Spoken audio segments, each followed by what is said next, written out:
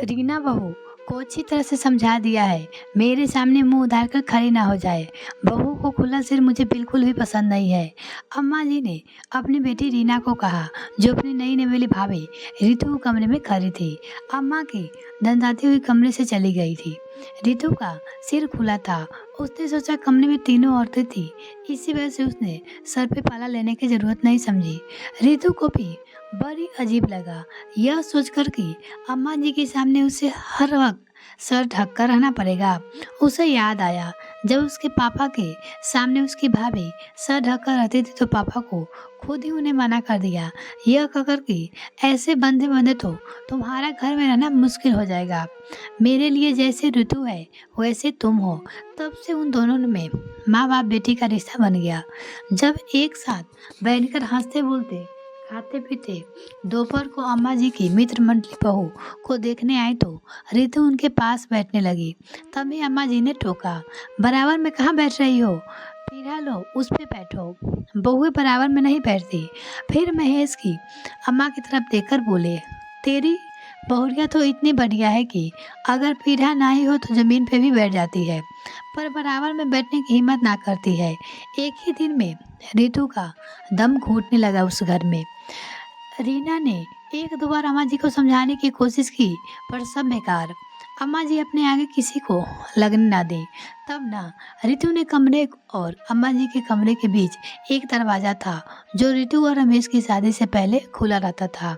रात में रितु उसे बंद करने लगी तो अम्मा जी ने टोक दिया, बंद करने की क्या जरूरत है, पर्दा पड़ा तो है। उसकी सास बोली। रमेश और ऋतु को अपने बेडरूम में भी प्राइवेसी महसूस नहीं होती थी उसकी अम्मा की वजह से। ऋतु कमरे में रात को नाइटी पहनती तो अम्मा जी ताना मारने ना चुकती कि हमने तो रात में भी कभी साड़ी के अलावा कुछ ना पहना। आजकल की बहुओं चोरों को रिझाने के वास्ते कैसे कैसे कपड़े पहनती है।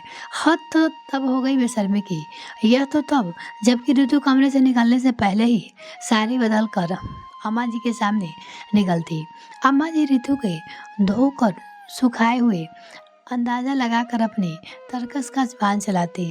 कपड़ों को नाइटी का ऋतु सर धोकर बाल सुखाने के बैठती तो अम्मा जी वही मर्राती और ताना मारना ना चुकती। मुझे नहीं पता था तुम सिर खोल बैठे हो, वरना मैं ना आती, उसकी सास बोलती। ऋतु के घर में किसी का भी फोन आता तो अम्मा जी कान लगाकर सुनती कि क्या बात हो रही है। उन्हें ऋतु का फोन पे बात करना या टीवी पे अपना मनपसंद सीरियल देखना भी गवारा नहीं था। ऋतु को लगता शादी ना हुई जैसे उम्र कैद की सजा हो गई है। अम्मा जी रोज नाश्ते में पराठे बनाया करती। ऋतु को सुबह सुबह नाश्ते में ब्रेड या फिर पोहा आदि हल्का खाने की आदत थी। उसने दबी जुबान से कहा, अम्मा जी बोली, हमारे यहाँ ब्रेड वर्ड कोई नहीं खाता, पराठा खाओ, धीरे धीरे आदत पड़ जाएगी। गर्मी के दिन थे। रमेश की शादी से पहले अम्मा जी अपनी और रमेश की चारपाई आंगन में बिछवाती। उन्होंने कहा, ऋतु के लिए भी एक चारपाई डलवा देते हैं, कैसी ठंडी हवा में अंदर सोएगी, बेकार कूलर चलाकर बिजली फूकेगी। अम्मा जी बोली। अम्मा जी की दखल अंदाजी से परेशान तो रमेश भी था, पर खुलकर अम्मा जी से कुछ कहने की हिम्मत नहीं कर पा रहा था। और तभी एक दिन रमेश के मामा जी आए। अम्मा जी ने ऋतु को सख्त हिदायत दी कि मामा के सामने घूंघट में रही हो, उनके सामने मत आई हो। मामा जी आए। ऋतु ने खूब बढ़िया खाना बनाया, काम वाले के हाथ खाना भिजवा दिया बनाकर। मामा जी बोले, भाई बहू रानी को भी तो बुलाओ, वो हमारे साथ बैठकर खाना खाएगी। ऋतु तसवीर में किसकी सुने। अब मामा जी ने खुद ही ऋतु को बुला लिया। शाम को मामा जी और रमेश का मूवी का प्रोग्राम बना। मामा जी ने अम्मा जी को बताया कि ऋतु भी हमारे साथ जाएगी। भाई ने आगे अम्मा जी की नहीं चली। ऋतु परेशान की घूंघट डालकर मूवी जाना मानो अपना जुलूस निकलवाना। पर कार में बैठते ही मामा जी ने ऋतु को घूंघट हटा देने को कहा तो ऋतु जैसे चैन की सांस ली, क्योंकि पूरे दिन घूंघट में ही रहती थी।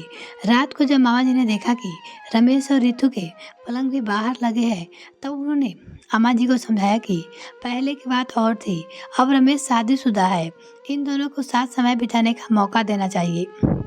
आपका एक ही बेटा है, उसके साथ ही रहना है तो उन्हें अपने हिसाब से खुलकर रहने की आज़ादी देनी पड़ेगी। बहू को स्पेस देनी पड़ेगी, तभी वो आपको अपना समझेगी, नहीं तो वो आपके पास बैठने में भी कतराएगी। फिर आप अकेली बैठी रहना। आप सास हो, माँ बनकर रहो, ससुर बनने की कोशिश मत करो। बड़ी मुश्किल से और अम्मा जी को भाई की बात सही लगी, क्योंकि बिल्कुल सही कह रहे थे। उन्होंने अपने लगाए रवैया बदलने और ससुर ना बनकर माँ बनने की ठानी। जल्द ही उन्हें रितु बहू नहीं, बेटी सी नजर आने लगी। अब उसे समझ में आ गया था कि अगर वो कुछ भी करेगी तो बेटा बहू दोनों खो देगी। दोस्तों, कई बार ऐसा होता है, जो माँ जल्दी विधवा हो जाती हो, ये एक तरफ से ये सोचती है कि कहीं शादी के बाद लड़का उनके हाथ से निकलकर बहू के कब्जे में ना हो जाए और वो अकेली हो जाए।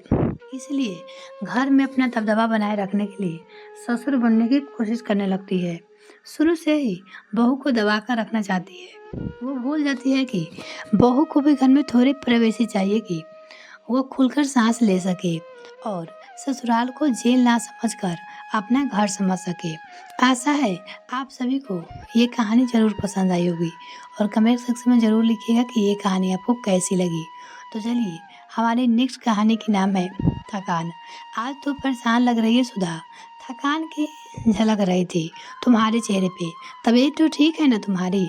राकेश के मुंह से सुनकर भी सुधा को कोई फर्क नहीं पड़ा। वो अपने में खोई खोई हिसाब किताब कर रही थी। वही कुछ जोर गुना करते हुए बोली, सुनिए, इस महीने से मैं काम वाली को चुरा दूंगा। काम ही कितना है, फालतू में 2000 रुपये खर्च हो जाते हैं।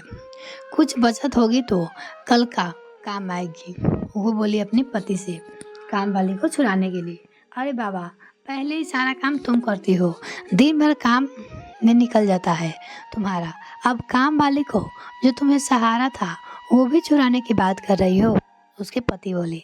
राकेश ने सुनते ही थोड़ा तेज स्वर में अपनी पत्नी से कहा, झाड़ू पोछा बर्तन मैं कर लूँगा, मुझे वैसे भी उसका काम पसंद नहीं आता है। राकेश की पत्नी राकेश से बोलती है, अच्छा, और जो तुम्हारे घुटने में दर्द रहता है उसका क्या? फिर राकेश बोले, उसके घुटने में दर्द रहता था, मैं खड़े होकर पोछा लगा लूँगी।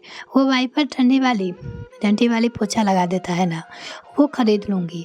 सुधा के पास सभी बातों का उत्तर तैयार था। एक बात बताओ, ऐसा क्या हो गया तुम्हें? 50 साल की उम्र में इतना काम करने की सोच रही है, वो भी 6 लोगों के भरे पूरे परिवार, माँ पापा, सनी मोना और तुम। हम सभी बड़े हैं, कमरे भी अलग है सबके, घर में बर्तन भी ढेर होते हैं। राकेश अपनी पत्नी से बोल रहे थे, वो सब मैं मैनेज कर लूँगी, आप चिंता ना करें। फिर राकेश की पत्नी बोली, 50 साल की उम्र में काम करती थी। देखो सुधा, मैंने तुमसे कभी कहा नहीं है, परंतु हकीकत यह है कि तुमने मेरा पूरा भार उठाया हुआ है। मैं तो महीने में आधा दिन नौकरी के कारण टूर पे ही रहता हूँ। तुम घर के सभी काम इतनी अच्छी तरह से करती हो, तभी तो मैं बेफिक्र होकर अपनी जॉब कर पाता हूँ। तुम माँ पापा की देखभाल भली भांति करती हो, बच्चे की स्कूल से लेकर अब कॉलेज को भी सभी मामलों तुमने मुझे हमेशा फ्री रखा और सब कुछ सलीके से संभाला है। सभी मेहमान को आना जाना भी इतने ढंग से निभाते हो। तुम्हारी कार्यकुशलता के कारण ही मैं निश्चित होकर नौकरी पे जाता हूँ। सुधा का हाथ अपने हाथ में लेकर राकेश ने कहा। राकेश सुधा जी से बोलता है।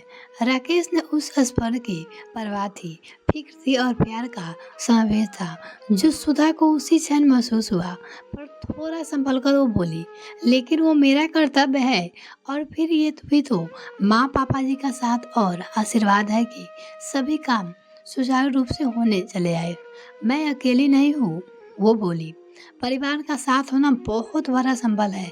मैं तो सोच रही हूँ कि 2 पैसे बच जाएंगे तो सनी मोना की शादी में काम आएंगे, वो बोले, क्योंकि वो दोनों शादी के लायक हो गए थे।